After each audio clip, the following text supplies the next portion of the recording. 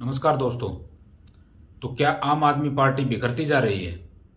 यही आज का हमारा सवाल है और यही आज का हमारा टॉपिक है। तो पिछले कुछ दिनों से आम आदमी पार्टी की जो परेशानियां हैं वो कम होने का नाम नहीं ले रही हैं। शराब घोटाले का जो मामला जब से सामने आया है, इसका जो केस ईडी सीबीआई द्वारा चलाया जा रहा है, उसके बाद लगातार आम आदमी पार्टी की परेशानियां बढ़ती ही जा रही हैं। सत्येंद्र जैन, मनीष सिसोदिया, संजय सिंह से लेकर अब अरविंद केजरीवाल जी को भी जेल जाना पड़ गया है। तो आखिरकार कब तक ये आम आदमी पार्टी की परेशानियां चलेंगी, और जब तक ये परेशानियां चलेंगी क्या आम आदमी पार्टी एकत्रित रह पाएगी? तो मुझे ऐसा लगता है कि शायद आम आदमी पार्टी धीरे धीरे अपनी विश्वसनीयता खो रही है और कहीं ना कहीं पब्लिक में उनके प्रति जो विश्वास है वो कम हो रहा है। इसका मैं एक दो कारण आपको गिनाता हूं कि क्यों ऐसा मैं कह रहा हूं।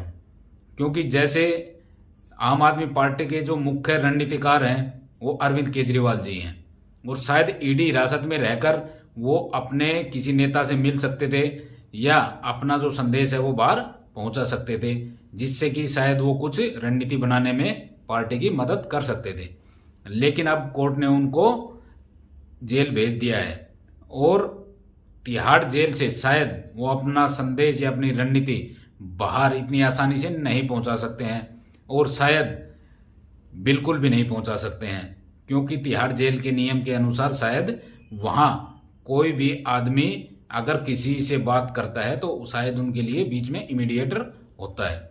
खैर, ये तो तिहाड़ जेल वालों को पता होगा, मेरे को ज़्यादा उस चीज़ के बारे में जानकारी नहीं है। लेकिन जितना मीडिया रिपोर्ट्स के अनुसार मैंने सुना है कि वहां से अरविंद केजरीवाल जी अपनी कोई भी रणनीति, अपना संदेश बाहर तक नहीं पहुंचा सकते हैं कि ताकि उसको गुप्त रखा जा सके। तो सबसे पहले आम आदमी पार्टी का जो नुकसान है वो यही है कि अरविंद केजरीवाल जी अब उनके साथ इस चुनाव में शायद उस तरीके से नहीं रह पाएंगे जिस तरीके से उनको रहना चाहिए था। नंबर 2, उनके जो नेता हैं वही पार्टी छोड़ छोड़कर जा रहे हैं। पंजाब से भी उनके जो सांसद थे वो भी मीडिया रिपोर्ट्स के अनुसार मुझे सुनने में आया कि उन्होंने बीजेपी ज्वाइन कर ली है, और शायद उनके साथ कोई विधायक भी बीजेपी में चले गए हैं। तो अगर इस प्रकार से पार्टी के बड़े बड़े नेता भी दूसरी पार्टियों में जाने लग जाएंगे तो पार्टी का जो अस्तित्व है वो खतरे में आ जाएगा और उनकी रणनीति सही तरीके से नहीं बन पाएगी, क्योंकि लोकसभा चुनाव की तैयारियां भी चल रही हैं और शायद अब शुरू होने वाले हैं और पहले चरण के मतदान अभी नजदीक ही हैं। तो इस प्रकार से तो क्या आम आदमी पार्टी चुनाव में वैसा प्रदर्शन कर पाएगी? तो मुझे लगता है कि शायद नहीं हो पाएगा। तीसरा, एक जो बात मुझे सबसे ज्यादा इस चीज में जो दिखाई दे रही है कि कहीं ना कहीं अरविंद केजरीवाल जी लालू प्रसाद यादव के पद चिन्हों पर हैं। जिस प्रकार से लालू प्रसाद यादव जी ने बिहार में राबड़ी देवी जी को मुख्यमंत्री बना दिया था, उसी प्रकार से जब से अरविंद केजरीवाल जी हिरासत में गए हैं तब से आपने देखा होगा मीडिया में, टीवी चैनल्स पे, जहां भी उनकी पत्नी उनके संदेश को जनता तक पहुंचा रही है।